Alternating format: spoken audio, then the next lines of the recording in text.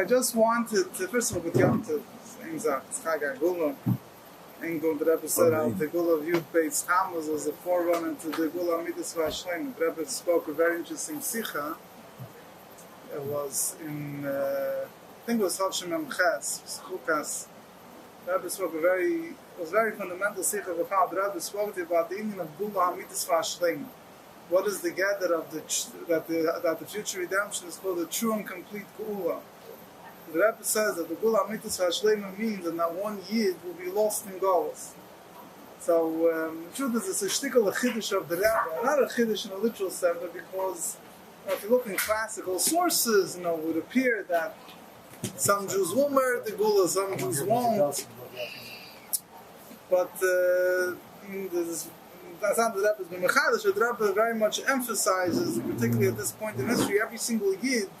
We say that one Yid will be lost from Golus, you can't call it a complete Gula.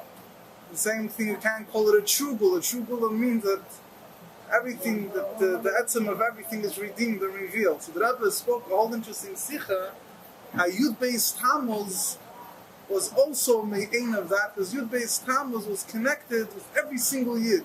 As the Fidik Rebbe said in his famous letter, not only Lo Yosi Guvad Gol HaKadosh Baruch Hu, not only the Eibishter redeem me, but even Kol Asher B'Shem Yisrael Yichon, even someone that calls himself Yid as a nickname, says it's not his main, it's not his main name, it just, it's a secondary name. But even he was redeemed, because the Gula of Yid-based Tammuz, for every Yid, he understood it that this was Pshat, the Yiddishkeit was victorious, even if he wasn't a Chassid, he wasn't even a Shem Torah Mitzvah, for whatever reason, but it awakened by him a certain Nekudas Hayad, a certain recognition that Yiddishkeit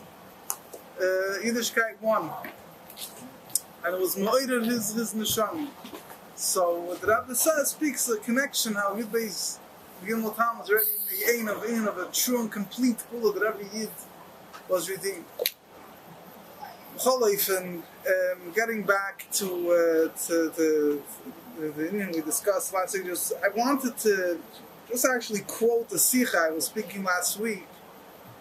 The Sikha that the Rebbe spoke, that when Moshiach, we had discussion last week whether all the Gzeiras that Rabbanan and all the decrees that the Chachamim enacted as precautionary measures that we shouldn't come to violate the prohibition in our Torah, biblical prohibition, they're still going to be when Moshiach will come, when at that point there won't be any room for anything negative.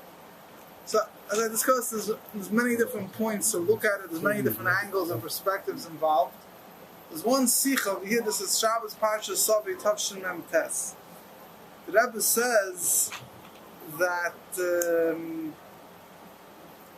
it's about getting married on Shabbos, Allah, you don't get married, at least mainly the Nisuin wasn't done on Shabbos, the Chuppah was done Friday, I don't want to get into it, the Rebbe speaks about it in Shulchan Aruch.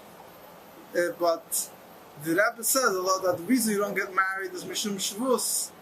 It's a Chacham made a prohibition, but when Mashiach will come, could be able to get married on Shabbos. The Rebbe says, the Rebbe also mentions about when they used to, by night in the Beis HaMikdash, the Rambam writes, used to check the Beis HaMikdash, used to go by night checking. They used to use avuka shalur, torches. But on Shabbos, they used to use the light of the candles. You can't handle torches on Shabbos. They used to use the candles that were burning there already in the Beis HaMikdash. So the Rebbe says, holding torches on Shabbos is not asur min ha'Torah, it's only mishum shavuos, it's only asur because of muktzah, it's only rabbinic thing. So it could be when Mashiach will come, we'll be able to use the torches. But the Rebbe has an interesting word. The Rebbe says, I've said the word, but I didn't say it in the context that the Rebbe said it. I think it's important just to say it the way the Rebbe said it. The Rebbe says, even though that the Osud Lavei, the Rebbe says, will become nullified, the Gzeiras, these inactions that were made, these precautionary fences that the Chachamim made, they shouldn't come to violate a prohibition, a biblical prohibition in our Torah. But nevertheless, the Rebbe says there will still be certain types of siyagim, restrictions of people Mashiach will come.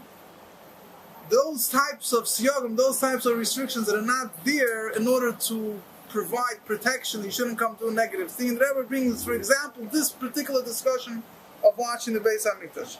The Rebbe says, watching the Beis HaMikdash, right, the whole idea of protection seemingly is there in order to make sure that no robber, no one should come. But it's not. In the Beis HaMikdash, it was very different. The Beis HaMikdash, the Leviim and the Kohanim, they used to watch the Beis HaMikdash. They weren't there just for protective purposes, but it was more for honor. Like you have Adayem Mazel in England, they have the guard by the palace, the change of the guard. I don't know if they're worried about anybody's going to steal, but it's a certain covet, certain honor of the palace. It says, whatever those, you can't compare a palace that has guards. Watching the palace doesn't have guards. It's not there. The protection there is not to protect that a robber shouldn't come and steal. Place the guy shouldn't guard. So either way, in the beginning of Midas, the Shloisha became a shame, and it's said, "I know." Yeah. So Mamela, so the Rebbe says,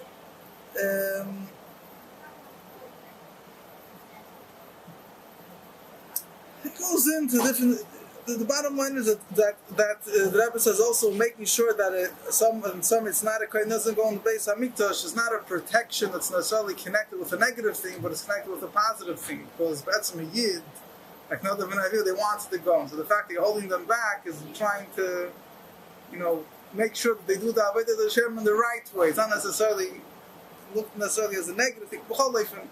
So the Rebbe, so in other words, from the Rebbe Sicha, he's differentiating between those siyog and those things that are there, just in order to make sure that a person shouldn't violate, come to do a negative thing, or those things that are there, which are more, you could go like an honorary protection, or things that are done to make an added level of, thinking avodas Hashem.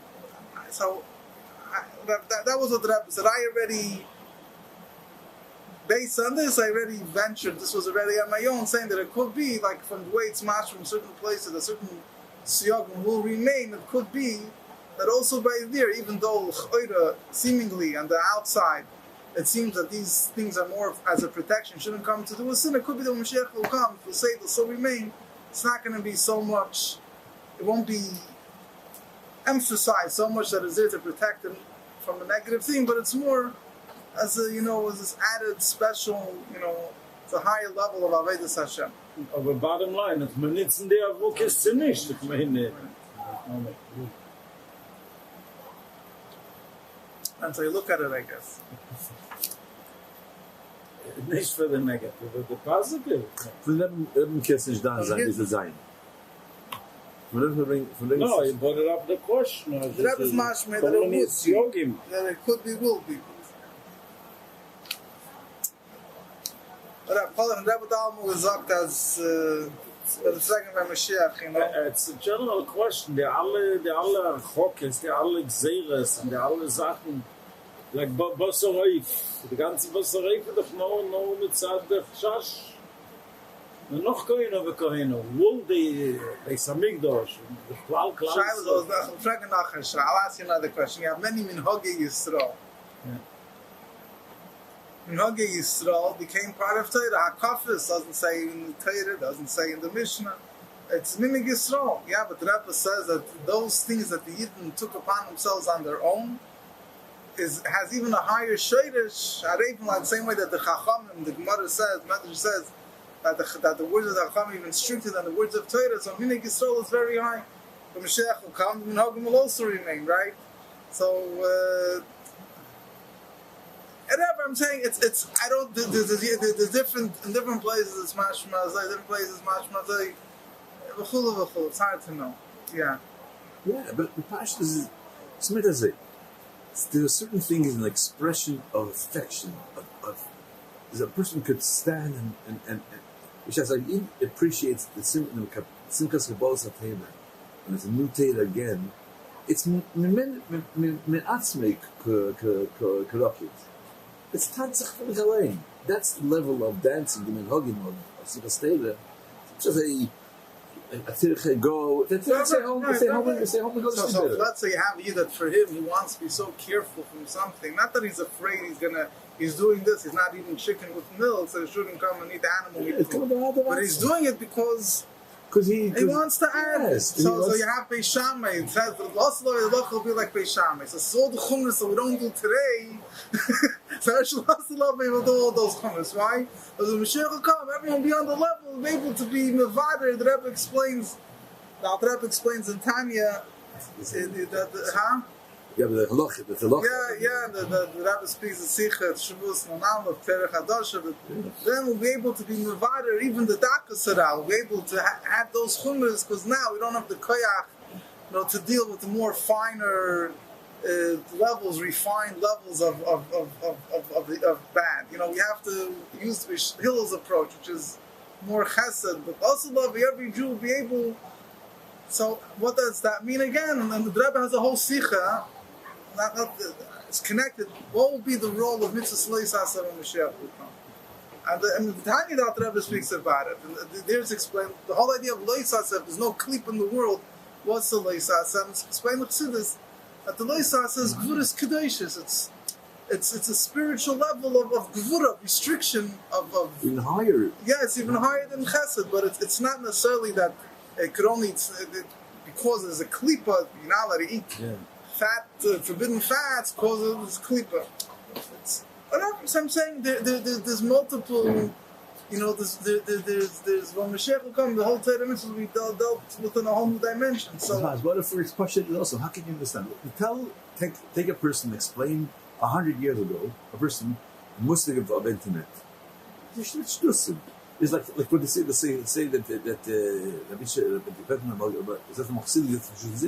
I believe says, how are you going to be able to lie? He says, they came out then with a telegraph machine. So the telegraph machine came, so they haven't ceased to go through there. But it was a Muslim, but a Muslim. You couldn't go tell a person who's soggy that things go on in the world, you're not normal. It doesn't exist as a thing. It won't happen. You don't have the means to measure what's going to happen then. Right? Because you don't have that Muslim to go down first year. You're not talking only on the Gzeres, you're talking the Chlala on the Fet. He's so. I feel Lo Yisaseh definitely will remain. I'm just saying the understanding, so to say, and the reasoning behind it. And the truth is, Lo Yisaseh you have to, but even in a mitzvah, the Alter Rebbe explains today a mitzvah is Levada Birurim. When you're doing a mitzvah, you're refining the physical item. Moshiach will come, you're refining the physical item. Again, even though I don't want to get into discussion, there's many angles here. From one hand, it says that the ultimate birur will dafka from Moshiach will come, but then you'll reach a higher level. I don't want to get into. There's many aspects here. What I'm saying is, it's true. It's hard for us to be able to understand and to do. But bottom line is that the whole key of the Torah mitzvah is to be from a totally different, higher perspective when Moshiach will come. Fine, good. That was just to finish off what I spoke about last week. We finish with that? If you have any questions, we could discuss. There's so much more to discuss. I'm saying it's. We're saying this will talk about, not nothing else. No, there's so much more to talk about these things. I tried to cover it again. There's many. There's room to say everything over here. In other words, how you could say that Moshiach will come, then we'll have even more hidurim, even more gedarim, even more restrictions. Or some places is mashma. On the other hand, somebody says it won't be DCO. I mean, there's all again. There's many different angles and approaches here, and we're just discussing, trying to cover the basic idea that fine. Since it's first of all, this week is Parshas Balak, is one of the fundamental discussions on the Torah. Moshiach is in Parshas Balak. The Rambam, what Balak said about Moshiach. Right. Right. Sorry, yeah. What Bilam said. I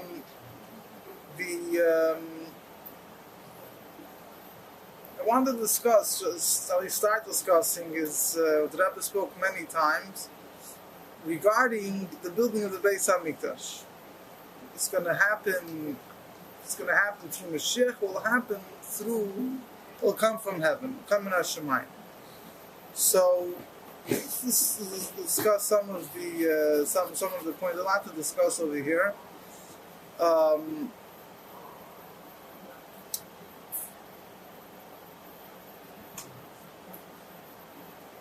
The Rambam writes, one of the jobs of Moshiach is he'll build a Beis HaMikdash. The Rambam writes it a few times. Moshiach will be Beina HaMikdash. Astam Lahor, what does it mean he'll build a Mikdash? Even a Beis Hamikdash. Huh? Even a Beis Hamikdash came. Yeah, he'll build a Beis. That's That's the round. There's one Beina HaMikdash, even if it's from building the Mikdash. The Beis Hamikdash has a number of components, but it also building the Beis Hamikdash also includes not only building the walls, but it's all the components of the Beis Hamikdash. There's the Kalim, there's the mitzvah. The Rambam writes, beginning of Hilchos Beis HaBchira. Rambam says the mitzvah of building the Beis Hamikdash is to build a place that everything is ready to bring karbonos.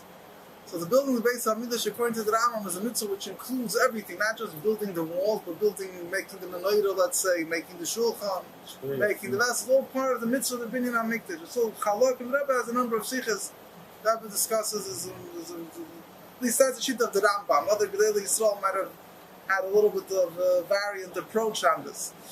So the Pashas, Moshiach will build the Beis HaMikdash, he'll build everything. The Mizbeach, for example, the Mizbeach, the Rambam writes, as you say, the word Mashiach will build it, but he said it will be built in the future. It's just a Now, in a number of Midrashim, it's accepted as a davar poshut, as a simple fact that the Beis HaMikdash will be built, come down from heaven. And it's also Negei LaHalacha. Why is it Negei LaHalacha? Because the Gemara says they have a halacha that in Eretz Yisrael, at least in the countries around Eretz Yisrael, according to many poskim, you're not allowed to eat chadash. You're not allowed to eat the new grain. The new harvest is usually ready in Eretz Yisrael Pesach time. So from the new barley they brought the korban omer in the Beis Hamikdash the second day Pesach. So until they brought the korban omer, you're not allowed to eat from the new. You're not allowed to eat from the new grain. Now, how do they know? Those people that lived in Yerushalayim, you can know when they brought the korban omer. Those people that lived outside of Yerushalayim, you don't know when they brought the korban omer, but they had a cloud that they never kratz beyond Chatzos. Once Chatzos came, midday came, you could assume, even those people living in Tzfas, it's very Thursday Pesach. Second day. Tezayin. And the night is also already called Amoy. Yeah. So you can already assume. Yeah, you want to let them. Yeah. Wenn essen, ist der Reise. Verstehe. Der Wort ist als Chadash Osman Natera für die Chutzleute. Das ist der Chamsefer. Aber das ist die Welt, das ist der Reise. So what happens is that now it says that when Beis Hamikdash was destroyed, so from the Torah, biblically it would come out, you're allowed to eat the new grain on the second day of Pesach when it becomes light outside. Since you don't have the korban omer, so it's the day itself, according to Allah, at that point that makes you allow. Once the day comes, you allow to eat the korban omer. That's you allow to eat the korban omer. Yechanan and Zakkai instituted that the whole second day of Pesach you shouldn't eat grain. Why? Mother says that the Heda Yivban HaMikdash, the Beis HaMikdash will be built very speedily, and particularly in other words, we're taking into consideration that perhaps the Beis HaMikdash will be built on the night of Tezayin. Yeah. The night to Tezayin. Huh? To Tezayin. Yeah.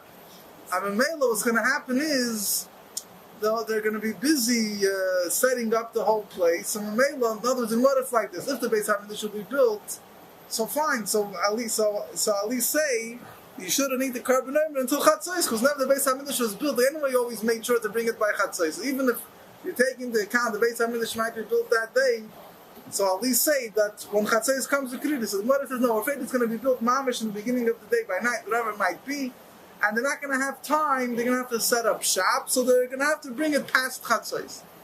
So because of that possibility that maybe even though the first day Pesach, there was garnish gezen, there was no Beis HaMikdash, there was no garnish, there could be Beis HaMikdash will all of a sudden be there and they're not going to have enough time to be in the korban omer before Chatzos. So the question is, how's that possible? Beis HaMikdash should be built over such an amount of time, it should be built by night, now they're built Beis HaMikdash by night. So Rashi and Tosfos both say The Beis HaMikdash is nicht kein Shaila because the Beis HaMikdash will come down from heaven. Since it'll come down from heaven, so it'll be done 1, 2, 3, but we will still need time to set up the place for stays to get the carbon ready. So therefore, we're afraid that we might bring it after Chatzai. So therefore, Rabbi Yechim and Zaki said that the whole second day of Pesach, you shouldn't need the carbon name. So this is Negei La'alach. In other words, if Moshiach will build the Beis HaMikdash, so then there's no reason to say that you're not allowed to eat it every year when second day of Pesach comes. You have to wait until the nighttime to eat the new grain, because Moshiach builds the Beis HaMikdash is a process that will take time. Everyone is going to know, and everyone is going to know to wait until Chatzai, so whatever. But here, in other words, we're taking into account the Beis HaMikdash will be built instantly, very quickly. What about all Kehanim, mit Me'emesim, mit Torah? So the answer for that is, that everyone spoke about it, the answer for that is that when Mashiach will come, Aaron and his children will be there. And Aaron and his children, the Rebbe says, they won't need to, there's a whole discussion of those people that sound like B'chei Samesim, won't need. So they come from they also need time. They're not gonna need, and but Chalefen, Tumak Hutra B'tzibur. Tumak Hutra B'tzibur, so that carbon tzibur, so then Chalefen. He's worried about it. Adam Kennedy who comes out of the day. He needs time. He needs time. It's not he needs time. The Yidden. We lachen besser. Yeah. You can imagine Mashiach Kadeshki coming. The man says to bring the cup. It's noch geschickt, Chassidim zu gehen zu Asuke bei Dortmund. Und zu dir kommen, die Fährt, was hat er gefragt, was hat er gesagt? Die Rebbe dann gelacht. Was ist gewesen? Er hat gesagt, Grammen. Er hat Schach, lach. Dann hat er gesagt, wenn sie so wissen, wie das Schach lacht von sie. Es ist so. Die Menschen durch Schach mehr lachen, als sie denken, wir wissen, was sie lachen von uns. We're trying to understand as much as we could to understand. We know we can't understand that. We know we can't understand. Okay. Even Adam, one will be there, but in other words, there's going to be. You could imagine all Yidden are coming and thus, so they're not let's say it's going to be built right in the beginning of the day. But I don't know, you have to bring the carbon tamid, you have to prepare the carbon, things have to be done. You're going to have to cut the wheat, you're going to have to should come bisman. Okay. So this is what Rashi and Texas brings down, and we also all know the famous Zohar that the third Beis HaMikdash is going to be Binyan the Kutsher Bricha, will be built by the Eibusher. The first and second Beis HaMikdash were built by man, that's why they did on last. The third Beis HaMikdash will be built by the Eibusher. On the other hand, the Rambam Paschal's Moshiach will build the Beis HaMikdash. Now, there's a number of answers, and the answers really, each answer really represents a very different, they all answer the question, but they're all very different. One fundamental point is like this. The Rambam B'chlal Znom had a shita that when the Torah tells you to do something, for example, we all heard of the Shemira worm, right? How did they make the how did they cut the stones for the Beis HaMikdash, or how did they engrave the name of the Kodesh? They use the Shemir one. When the Rambam writes how to build the Beis HaMikdash and how to make the Choshen, engrave the letters on the Choshen, doesn't mention a word about the Shemir one. And the Rebbe once had a whole sikha. I don't remember the gist of the sikha. The way I remember is that the Rambam, from the perspective of halacha, you have to be able to explain things, to be able to happen from a natural way. Even though it's true that things, in other words, the Rambam is not negating that it can't happen supernaturally. The Rambam is not negating that Shlomo didn't have the Shemir worm. When you're telling a Jew halacha, right now, the Shemir worm is something that Shlomo had, he caught Ashmedai to find out where the worm was. Ashmedai himself didn't know. He sent him to one bird, to Chvezer, until they finally got the worm. So, Api halacha, it's not, the Torah is not commanding us as regular Yidden that, have a chiyuv to build a Beis HaMikdash to go catch the worm. So the Rambam is writing the way things are Al Pi Allah. Mitzad, how is it going to happen? That's the Eibusher's business. Similarly, as we have a chiyuv upon us to build a Beis HaMikdash. That's a chiyuv upon us, and more particularly it's a chiyuv on Moshiach, because in a certain sense, the chiyuv of the binyan Beis Hamikdash is more applicable to the king than the three mitzvahs that didn't have command whether it's all to appoint the king, to eradicate Amalek, and to build the Beis Hamikdash. So mitzad halacha shebetayra Mashiach, the Rambam has to discuss the way it is the mitzvah that's upon us. It's not the way it's going to be b'poel ma'amish to come down on Ma'ala to put today. That's one thing. Another famous beer of, which is not really a chiddush of the Rebbe himself said that Maral Diskinis others is that they explain that really the Beis Hamikdash, everything. The truth is in that I'll say one thing. You have to keep in mind that in Pshat and Nigla, it's gonna all these answers are good to explain how both opinions work together. But each opinion doesn't seem to hold necessarily the other opinion, particularly in the Gemara, discussing that the Beis Hamikdash should be built on Yom Tov. You're going to have to figure out if these answers could work. If you say the Beis Hamikdash could be built on Yom Tov in these ways. I don't want to get into that aspect. But we're discussing, these answers are more to reconcile these two opinions, even though not necessarily is it so simple to say that each opinion holds with other opinions. But another simple explanation is that it says that the gates of the Beis Hamikdash, Tavu Barat Shara, the Pasuk says the gates of the Beis Hamikdash sunk into the ground. They were never destroyed. When Moshiach will come, the gates will come back up and we'll put on the gates. You have a halacha that somebody that builds a palace, he builds a whole thing in B'nichsei Hager, in the ownerless territory. So you could build the whole thing if you never dug any foundations in the ground, you just built over the ground and you never made any doors. So he doesn't acquire the area. If somebody else comes and puts the doors, he acquires it. So the reason for that is there's two explanations. One is like this: it's a mokim hamishtam. When you have doors, it's protected. Another one is roy ladira. It's feasible to dwell in a house that has doors. Also another concept that a place that doesn't have doors is not considered a complete bais. But so this explanation says that when Mashiach will come, we will put up the doors. So we will put up the doors. So it won't take time because the Beis Hamikdash will come down from heaven. The doors will come up. We'll just put the hinges on and put them on. So Mameh will be considered as if we built the whole thing. That's one answer. Also, understand where technically, the size of the doors, the second Beis Hamikdash, the first Beis Hamikdash are not going to be the size of the third Beis Hamikdash. There's many pratim here. There's malachim carving out they're carving out the doors out of diamonds. What are we saying that they're going to put up the thing? Well, if you teach me that it's kushi, I'm just saying it's an answer in Nigel. It's a very good shmak of word. The Rebbe spoke. I discussed this in the shir way back. The Rebbe gave a whole explanation once. The Beis Hamikdash comes from above. Since it's not going to make foundations in the ground. It's not considered that it belongs to the Yidden. It's still considered like ownerless territory. But Yidden putting up the doors, it belongs to the Bnei Yisrael, so it's considered the Beis Hamikdash. But this is one of the simpler, straight answers, at least simpler inside practical aspect, that putting up the doors is not just considered that you're finishing it, but as if you did everything. As if you built the whole thing. Fine, the kid is as I take it from the Mamish.